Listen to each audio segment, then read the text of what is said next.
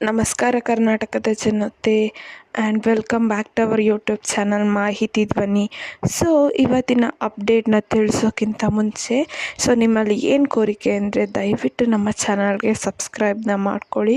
ಇನ್ನು ಯಾರ್ಯಾರೆಲ್ಲ ಸಬ್ಸ್ಕ್ರೈಬ್ನ ಮಾಡ್ಕೊಂಡಿಲ್ಲ ದಯವಿಟ್ಟು ಸಪೋರ್ಟ್ ಮಾಡಿ ಅಂತ ಕೇಳ್ತಾ, ಇವತ್ತಿನ ವಿಡಿಯೋ ಬಂದುಬಿಟ್ಟು ಗೃಹಲಕ್ಷ್ಮಿ ಯೋಜನೆ 13 ಮತ್ತು 14ನೇ ಕಂತಿನ ಹಣಕ್ಕೆ ಡೇಟ್ ಫಿಕ್ಸ್ ಆಗಿದೆ, ಯಾವತ್ತು ಬಿಡುಗಡೆ ಆಗುತ್ತೆ ಅಂತ.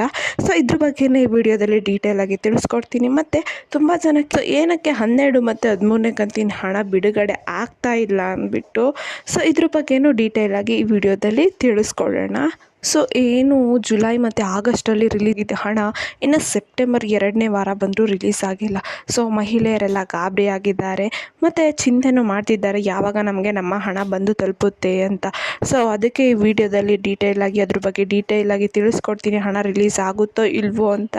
ಸೊ ಬನ್ನಿ ವಿಡಿಯೋನ ಸ್ಟಾರ್ಟ್ ಮಾಡೋಕ್ಕಿಂತ ಮುಂಚೆ ನಿಮ್ಮಲ್ಲಿ ಏನು ಮನವಿ ಮಾಡ್ಕೊತೀನಿ ಅಂದರೆ, ನಮ್ಮ ಚಾನಲ್ಗೆ ಸಪೋರ್ಟ್ನ ಮಾಡಿ ಸಬ್ಸ್ಕ್ರೈಬ್ನ ಮಾಡಿಕೊಂಡು ಹಾಗೆ ವಿಡಿಯೋನ ಆದಷ್ಟು ಎಲ್ಲರಿಗೂ ಶೇರ್ ಮಾಡಿ ಅಂತ ಕೇಳ್ಕೊತೀನಿ.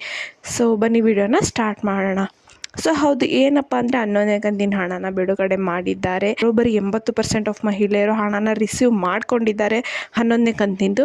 ಆದರೆ ಇವಾಗ ಏನು ಎಲ್ಲ ಮಹಿಳೆಯರಲ್ಲಿ ಗೊಂದಲ ಮೂಡಿದೆ ಅಂದರೆ, 11 ರಿಸೀವ್ ಮಾಡ್ಕೊಂಡಾಗಿದೆ, 12 ಮತ್ತು 13ನೇ ಕಂತಿನ ಹಣ ಈಗ ಆಲ್ರೆಡಿ ಬಂದು ತಲುಪಬೇಕಿತ್ತು, ಆದರೆ ಇನ್ನೂ ತಲುಪಿಲ್ಲ. ಅದೆಷ್ಟೆಷ್ಟೋ ಮಾತುಕತೆಗಳನ್ನ ಲಕ್ಷ್ಮೀ ಹೆಬ್ಬಾಳ್ಕರ್ ಅವರು ಹೇಳಾಯಿತು, ಆದರೂ ಕೂಡ 12 ಮತ್ತು 13ನೇ ಕಂತಿನ ಹಣ ಬಂದು ನಮ್ಮ ಖಾತೆಗೆ ಜಮಾ ಆಗಿಲ್ಲ. ಸೊ ಏನು ಕಾರಣ ಇರ್ಬೋದು?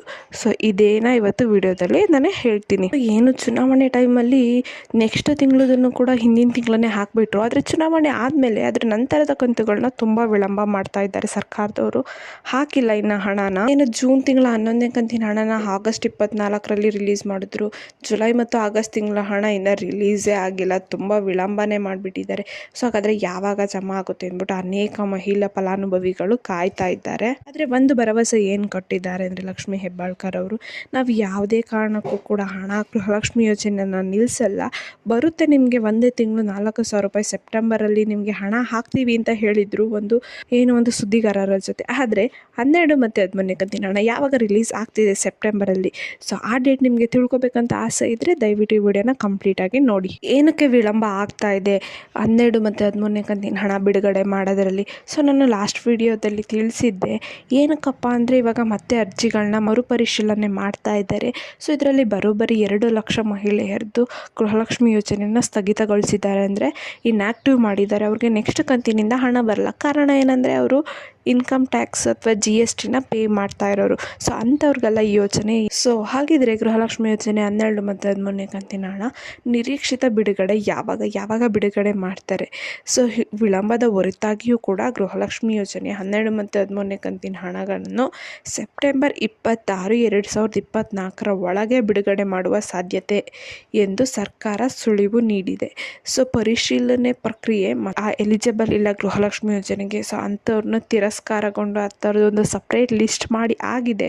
ಸೊ ಇನ್ನೇನು ಜುಲೈ ಮತ್ತು ಆಗಸ್ಟ್ ತಿಂಗಳ 4,000 ಹಣನ ರಾಜ್ಯಾದ್ಯಂತ ಅರ್ಹ ಮಹಿಳೆಯ ಬ್ಯಾಂಕ್ ಖಾತೆಗೆ ಹಾಕೋದಷ್ಟೇ ಬಾಕಿ ಇದೆ. ಸೊ ಅದನ್ನು ಈ ಪ್ರೊಸೆಸ್ನ ಇವಾಗ ಇನ್ನೇನು ಮಾಡ್ತಾರೆ. ಸೊ ಯಾರು ವರಿ ಮಾಡ್ಕೊಳ್ಳೋದು ಬೇಡ, ಗೃಹಲಕ್ಷ್ಮಿ ಯೋಜನೆ ಇನ್ನು ಸ್ಟಾಪ್ ಅಂತೂ ಮಾಡಲ್ಲ ಅವರು. ಸೊ ನಿಮಗೆ ಹಣ ಬಂದು ತಲುಪುತ್ತೆ ನಿಮ್ಮ ಖಾತೆಗೆ. ಸೊ ಈ ಮಾಹಿತಿ ನಿಮಗೆ ಇಷ್ಟ ಆಯಿತು ಅನ್ಕೊತೀನಿ. ಇಷ್ಟ ಆದರೆ ದಯವಿಟ್ಟು ನಮ್ಮ ಚಾನಲ್ ಮಾಹಿತಿ ಧ್ವನಿಗೆ ಸಬ್ಸ್ಕ್ರೈಬ್ನ ಮಾಡ್ಕೊಳ್ಳಿ. ಇದೇ ರೀತಿ ಹೆಚ್ಚು ಜಾಬ್ ಅಪ್ಡೇಟ್ಸ್ ರಿಲೇಟೆಡ್ ಆಗಿರಲಿ, ರೈಲ್ವೆ ಜಾಬು, ಗೌರ್ಮೆಂಟ್ ಜಾಬ್ಸ್ ಬಗ್ಗೆ ಎಲ್ಲ ಮಾಡಿ ವಿಡಿಯೋ ಹಾಕ್ತಿರ್ತೀವಿ. ಸೊ ಆ ವಿಡಿಯೋಸ್ ನಿಮಗೆ ಗೊತ್ತಾಗಬೇಕಂದ್ರೆ ಸಬ್ಸ್ಕ್ರೈಬ್ ಮಾಡಿಕೊಂಡು ಬೆಲ್ಲೈಕನನ್ನು ಪ್ರೆಸ್ ಮಾಡೋದನ್ನ ಮರಿಬೇಡಿ. ಧನ್ಯವಾದಗಳು.